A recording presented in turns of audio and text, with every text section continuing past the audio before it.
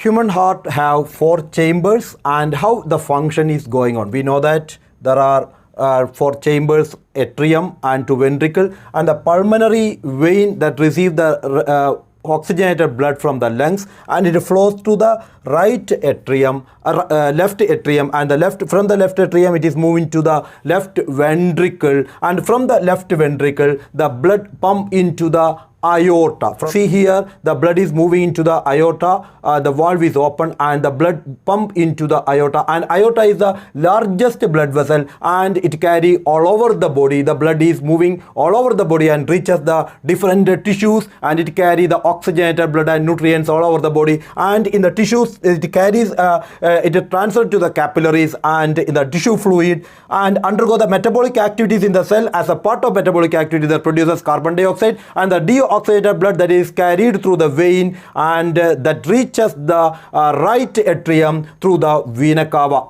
We have 2 types of vena cava,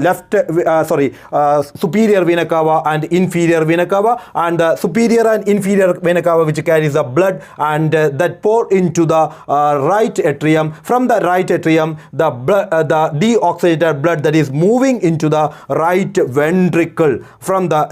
right ventricle, the blood will be deoxygenated blood is pumping into the pulmonary artery. The blood is moving into the pulmonary artery, and through the pulmonary artery it carry the deoxygenated blood into the lungs, and in the lungs it is carrying the deoxygenated blood into the lungs, and inside the lungs in the alveoli the gaseous exchange taken place, and the oxygenated blood is carried by the pulmonary vein and again reaches the left ventricle, left atrium, and from the left ventricle it is all together, always it is pumping throughout the